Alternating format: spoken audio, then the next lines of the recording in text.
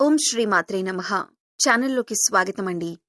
మిథున రాశి వారికి ఈ సమయంలో ఒకేసారి 5 పెద్ద అదృష్టాలు రాబోతున్నాయండి. ఇకపై నక్కతోక తొక్కినట్లే అని చెప్పుకోవచ్చు. కానీ ఇద్దరి స్త్రీల కారణంగా జరిగేది తెలిస్తేనే నిజంగా మీరు షాక్ అవుతారు. ఈ యొక్క రాశివారికంటే ఈ వీడియో పడింది అంటే కనుక అదృష్టంగా భావించి మీకు జరిగే నష్టాలేంటి, ఆ స్త్రీలెవరు, మీకు కలిసి వచ్చే అదృష్టాలేంటి, ఆ అదృష్టాలు దక్కించుకోవాలంటే మీరు ఏం చేయాలి, ఇటువంటి పూర్తి వివరాలనేవి ఈ వీడియోలో మీకోసం క్లియర్గా వివరించటమైతే జరిగింది. కాబట్టి వీడియోని ఎక్కడా కూడా స్కిప్ చేయకుండా చివరి వరకు చూస్తేనే మీకు పూర్తి వివరాలనేవి తెలుస్తాయి. వీడియోలోకి వెళ్లే ముందు ఖచ్చితంగా వీడియోకి లైక్ ఇచ్చి హైప్ ఇవ్వండి. అలాగే ఇలాంటి వీడియోస్ మిస్ కాకుండా ఉండాలంటే మన ఛానల్ని సబ్స్క్రైబ్ చేసుకొని పక్కనే వచ్చిన బెల్ ఐకాన్ నొక్కి ఆల్ సెలెక్ట్ చేసుకోండి. అలాగే మీ ఫ్రెండ్స్ అండ్ ఫ్యామిలీ మెంబర్స్లో మీ రాశివారు ఉంటే వారితో షేర్ చేసుకోండి. ఇక ఆలస్యం చేయకుండా మనం ఈ రాశివారి గురించి అయితే చెప్పుకుందాం. వీరి గురించి ఇప్పుడు ప్రస్తుతం జరుగుతుందేంటి, గతంలో జరిగిందేంటి, గతం నుంచి మనం ఏ విషయాలు నేర్చుకోవాలి, అంతేకాకుండా భవిష్యత్తులో ఏం జరగబోతోంది, ఈ పూర్తి వివరాలు తెలుసుకుందాం. వీరు ఏదీ కూడా వాళ్ళ మనసులో ఉంచుకోలేరండి. వెంటనే మాట రూపంలో బయటికి చెప్పేస్తారు. కోప్పడుతున్నారు అంటే మంచివాళ్ళని చెప్పి అర్థమన్నమాట.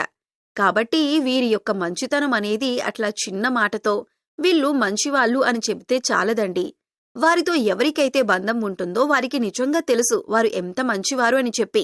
వాళ్ళకి కోపం ఆవేశం ఎందుకు వస్తుందంటే ఎంత కష్టపడినా కూడా చేతిలో ధనం అనేది కాస్త తక్కువగా నిలబడుతుంది.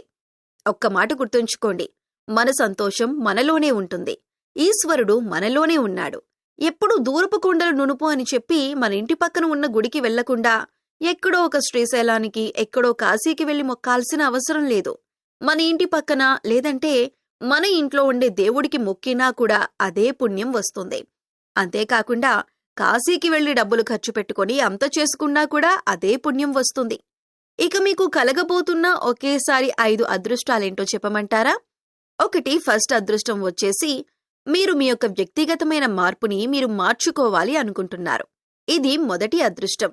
అనవసరమైన విషయాల నుంచి నేను బయటపడాలి, నా మనసుని ప్రశాంతంగా ఉంచుకోవాలి అనుకుంటున్నాను, నేను ఆనందంగా గడపాలి అనుకుంటున్నాను అని చెప్పి మీలో మీరు ఒక కొత్త మార్పుని తెచ్చుకోవాలి అనుకుంటున్నారు.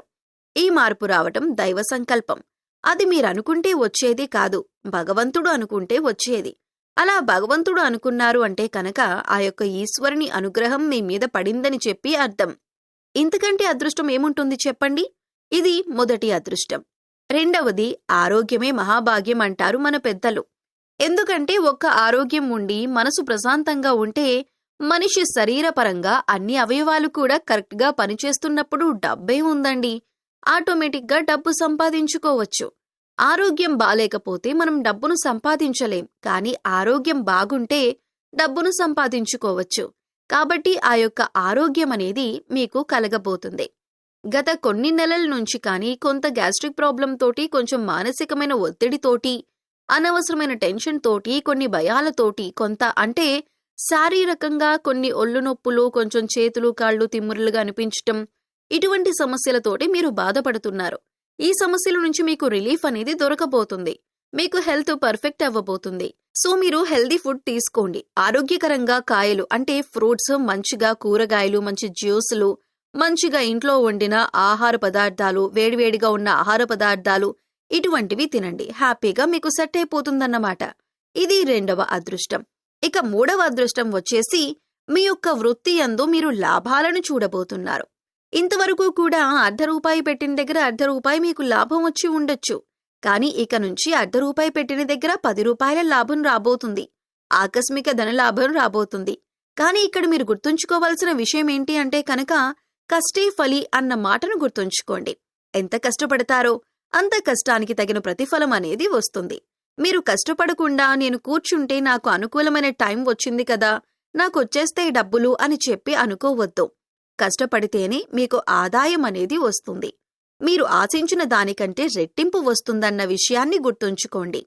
ఇక నాలుగవ అదృష్టం ఏంటి అంటే కనుక మీరు మీ యొక్క జీవితంలో ఏదైతే సాధించాలి అని చెప్పి అనుకున్నారో, అంటే ఏ స్థాయి అయితే మీరు కోరుకున్నారో ఆ స్థాయి అనేది మీకు రాబోతుందన్నమాట.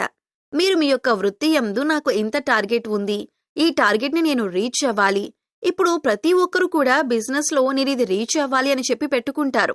అలా ఆ టార్గెట్నైతే మీరు రీచ్ కాబోతున్నారన్నమాట. అంటే మనం ఎంత చేసినా కూడా మనం కోరుకునే స్పాట్ ఒకటి ఉంటుంది. ఆ కోరుకునే స్పాట్ని చేరుకుంటేనే మనిషి సంతోషంగా ఉండగలుగుతాడు. ఆ స్పాట్ అయితే మీరు చేరుకోగలుగుతున్నారు. ఇది 4వ అదృష్టం. ఇది డెఫినెట్గా కలుగుతుంది. ఇది 4వ అదృష్టం. ఇక 5వ అదృష్టం ఏంటో చెప్పమంటారా? కుటుంబ పరంగా ఒక రకమైన ప్రశాంతకరమైన వాతావరణం. ఇప్పటి వరకు కుటుంబంలో కొన్ని డిస్టర్బెన్స్, ఒకరినొకరు అర్థం చేసుకోకపోవటం, ఒకరి మధ్య ఒకరు గొడవలు, ఒకరికి కోపం వస్తే మరొకరు రెచ్చిపోవటం, ఒకరు రెచ్చగొడితే ఇంకొకరు బాగా ఆవేశంతో ఊగిపోవటం, గొడవలు, చికాకులు, ఇబ్బందులు, సమస్యలు. కుటుంబ పరంగా ఇంటికి వెళితే మనశ్శాంతి లేదు. ఇంట్లో ఉన్న వాళ్ళ ఆడవాళ్లకి కూడా మనశ్శాంతి ఉండదు. ఇటువంటి సమస్యలతోటి ఉన్నవారికి కుటుంబపరమైన వాతావరణమైతే అనుకూలం కాబోతుంది. అంటే ఈ రాశివారు కూడా అనుకుంటారు, అనవసరంగా ఎందుకు వద్దు, ఇది నా కుటుంబం, నేను అరిచి నేను అల్లరి చేయటం వల్ల కరెక్ట్ కాదు, లేదా వాళ్ళకి కోపం వచ్చినప్పుడు నేనే తగ్గుతాను అని చెప్పి ఇటువంటి నిర్ణయం తీసుకొని ఒక మంచి ప్రశాంతకరమైన పీస్ ఆఫ్ లైఫ్ నైతే అనుభవించబోతున్నారు. ఇది చెప్పటానికి చిన్నగా ఉన్నా కూడా అనుభవించే వారికి కష్టమంటే ఏంటో తెలుస్తుంది. దాని నుంచి బయటపడిన వారికి ఆ సుఖమంటే ఏంటో తెలుస్తుందన్నమాట. ఇది మీకు జరగబోతుంది. ఈ 5 అదృష్టాలైతే మీకు కలిసి రాబోతున్నాయి. ఈ 5 అదృష్టాలు కూడా మీలో, అలాగే మీ యొక్క మనస్తత్వంలో మార్పు, మీ చుట్టూ ఉండే ఆ యొక్క పరిస్థితుల్లో మార్పు అనేది మీరు చేసుకునే దాన్ని బట్టే ఉంటుందన్న పాయింట్నైతే ఇక్కడ గుర్తుంచుకోండి. ఇవి కనుక మీరు ఆహ్వానించుకోగలిగితే మీ జీవితం ఇక నక్కతోక తొక్కినట్లే. ఎవరు ఏమనుకున్నా కూడా పర్లేదు, మీ జీవితం మాత్రం ఒక అద్భుతాన్ని చూస్తుంది. ఇక 2 స్త్రీల కారణంగా జరిగేదేంటో చెప్పమంటారా? ఈ 2 స్త్రీలు ఎవరో చెప్పమంటారా? ఒకరు రక్త సంబంధం, మరొకరు బయటవారు. వీరేంటి అంటే కనుక మీ ఇంటి మీదే దృష్టి. ఏం చేస్తున్నారు, ఎక్కడికి వెళ్తున్నారు, ఏం కొంటున్నారు, ఏం తెచ్చుకుంటున్నారు, పిల్లలు ఏం చదువుతున్నారు, వీళ్ళకి ఎంత వస్తుంది ఆదాయం, వీళ్ళ యొక్క పెట్టుబడులేంటి, వీళ్ళకున్నటువంటి ఎంత బంగారం ఉంది, ఇలా ప్రతీదీ కూడా మనిషికింత దృష్టి అనేది అవతలి వారి నుంచి వస్తే ఎప్పుడైనా కానీ 10 మంది దగ్గర అప్పున్నా పర్లేదంటండి, 10 మంది ఏడుపులు మాత్రం ఉండకూడదని చెబుతారు. ఆ 10 మంది ఏడుపులు వీరిద్దరే ఏడుస్తున్నారు మీ మీద పడి. కాబట్టి వీరి ఏడుపుల నుంచి జాగ్రత్తగా ఉండాలి. చెప్పాను కదా, ఒక రక్త సంబంధం, ఒకరు బయటవాళ్ళు, అది కూడా స్త్రీలు, అది కూడా మీ ఇంట్లో ఉన్నవారే.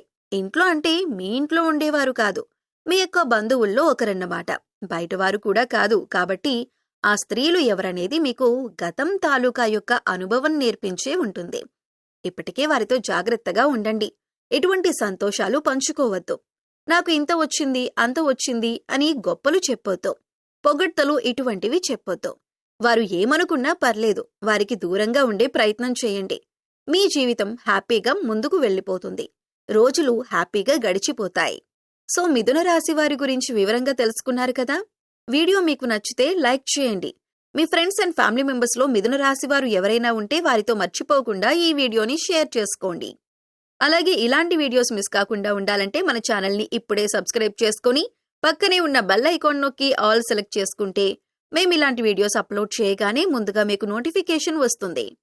మరో చక్కటి వీడియోతో మళ్ళీ కలుద్దామండి. ఓం శ్రీమాత్రే నమః.